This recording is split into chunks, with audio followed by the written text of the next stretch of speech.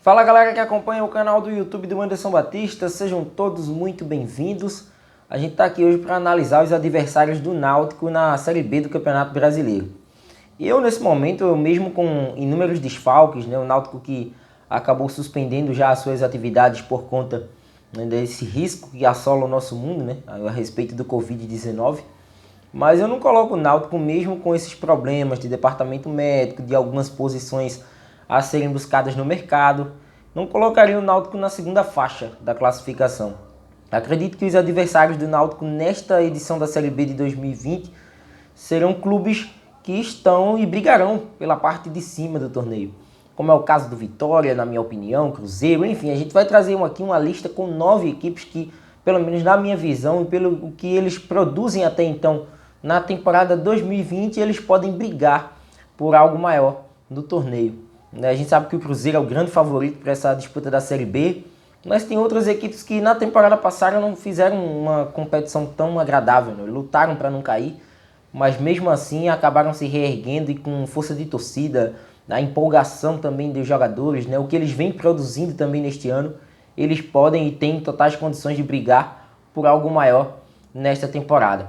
Eu coloco o Náutico num patamar parecido com o do Vitória, do Figueirense, CSA, América Mineiro, Avaí, CRB, Ponte Preta e Paraná Clube. Para mim esse é o grupo seleto, são 8 equipes, mais o Cruzeiro, consequentemente, e o Náutico nessa disputa. Eu vejo uma Série B bastante equilibrada e também com um nível de futebol, acredito que bem melhor do que a última disputada. Se a gente hoje para pensar, a Série B do Campeonato Brasileiro deste ano tem aí 9 equipes ainda na disputa da Copa do Brasil. A Copa do Brasil que são 20 equipes na terceira fase, disputando aí em sistema de mata-mata, jogos de ida e volta.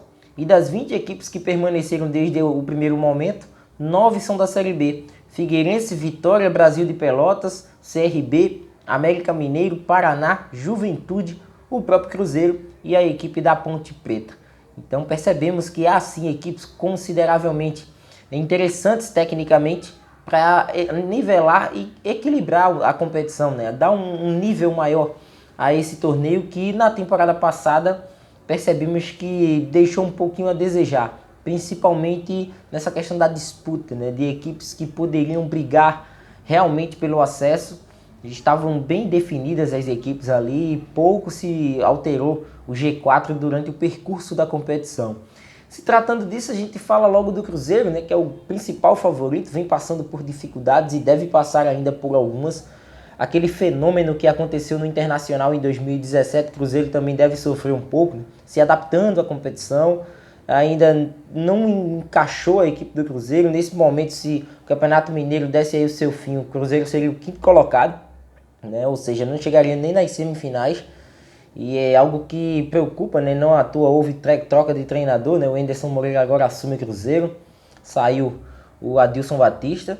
E temos aí na Copa do Brasil uma raposa em maus lençóis, já que acabou sendo derrotada pela equipe do CRB por 2-0. Já um prenúncio do que pode acontecer com o Cruzeiro em algumas partidas da segunda divisão. Um CRB que também disputa a Copa do Brasil e também está na Série B, ou seja, Campeonato do Cruzeiro neste ano de 2020. Duas equipes que eu acredito que se recuperarão em relação à temporada passada. Vitória e Figueirense. Vitória, na minha visão, não deve brigar pelo rebaixamento como no ano passado. Já tem aí essa possibilidade de classificação na Copa do Nordeste. No Baiano, tudo bem, está na 4ª posição no momento, mas deve brigar sim por algo maior. E a gente, se tratando de Vitória, é muito difícil, a gente ver a equipe baiana por 2 temporadas consecutivas disputando um rebaixamento. Mesma coisa do Figueirense. Figueirense na Copa do Brasil ainda está vivo, está na terceira fase. Já venceu inclusive a primeira partida frente ao Fluminense. Joga fora, só Deus sabe quando, por conta dessa paralisação. Mas não vejo o Figueirense mais uma vez brigando com Londrina, injustiça, para permanecer numa Série B. Eu vejo um Figueirense que ganhou com o fortalecimento de sua torcida, daquele elo que estava faltando, para que ele possa em 2020 ganhar mais força e brigar pelo acesso. Tem condições para isso, já brigou em outras edições dessa maneira.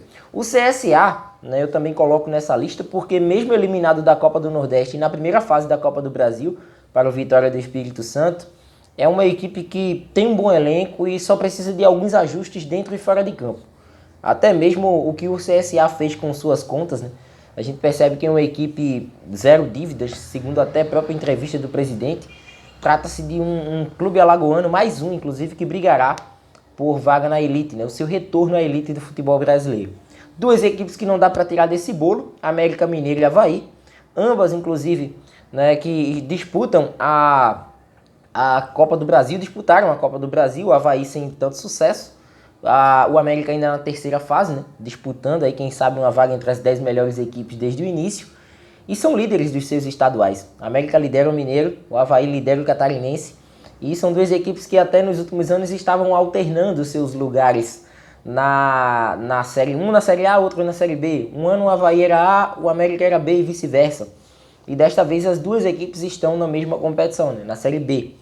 Então são duas equipes que não dá para descartar. O América jogando no Independência, né, uma equipe que já tem esse status de uma equipe que quando chega na Série B sempre vai brigar pelo acesso. Pode até começar mal, como foi na temporada passada, mas sempre vai chegar brigando, né, conquistando pontos no decorrer da competição e se recuperando. E o Avaí também tem essa fama de, quando disputa a segundona, é uma equipe sempre cotada ao acesso. CRB também, nos últimos anos, vem tentando aí se firmar. Ainda está na terceira fase da Copa do Brasil, como dito, bateu o Cruzeiro por 2-0 no Mineirão. Aguarda esse jogo da volta. Tem chance de vaga na Copa do Nordeste e é vice-líder no estadual. Não tem como tirar uma equipe dessa com a força do Rei Pelé, né, com a montagem desse time. Né, dificilmente o CRB não estará nas cabeças também, brigando mais uma vez pela primeira divisão. E outras duas equipes, né, a Ponte Preta e o Paraná. Para mim, a Ponte, terceira na fase da Copa do Brasil. Tudo bem que não anda bem das pernas no Paulista, mas ainda luta por vaga. E é uma das equipes de São Paulo que mais bem representam o estado quando está na segunda divisão. A Ponte sempre chega para brigar por algo grande na disputa da Série B. E o Paraná Clube, né, que mesmo sendo o oitavo colocado no campeonato estadual, mas está na terceira fase da Copa do Brasil. Tem um confronto contra o Botafogo, já perdeu a ida por 1-0. E é um Paraná Clube que nas últimas temporadas se acostumou a estar na parte de cima. Dificilmente estará na parte de baixo. É algo que o Paraná Clube ele reforça bastante sua equipe para a sequência do ano. E acredito que para a Série B os reforços chegarão e, consequentemente, a equipe se sentirá mais fortalecida. Quem pode aparecer como surpresa?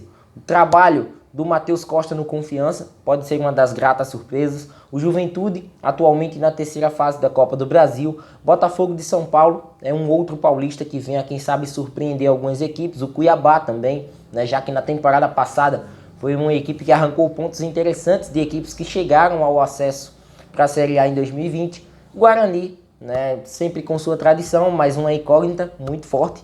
E a equipe do Operário do Paraná, que também na temporada passada começou bem a competição, acabou diminuindo o ritmo no meio, mas também sempre colocada aí como, quem sabe, uma equipe que possa brigar. Sampaio Corrêa, Brasil de Pelotas, mesmo chegando na terceira fase. E Oeste, para mim, são essas três equipes que, infelizmente, ou felizmente para alguns, né, ficam aí na parte de baixo. Eu não vejo tanto aparato financeiro e também tanta estrutura para a briga não ser outra, senão na segunda faixa da classificação. Quem mais me chama a atenção negativamente é a Chapecoense. Situação para mim mais indefinida de todas as equipes que disputarão a Série B.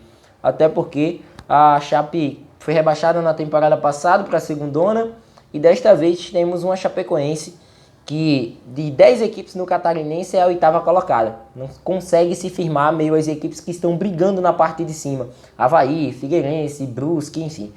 E a Chape já foi eliminada da Copa do Brasil. Avançou num primeiro momento frente ao Boa Vista do Rio de Janeiro. Mas em seguida acabou sendo eliminado pelo São José do Rio Grande do Sul, que com todo respeito disputa a terceira divisão. E no confronto ali regional poderia, quem sabe, a Chape ter se saído melhor. Não se saiu. E vive aí num momento instável, né, de sua história, pelo menos essa é a perspectiva para a segunda divisão. E aí, torcedores alvirrubros, o que é que vocês acham desse adversário? Me respondam aí através dos comentários.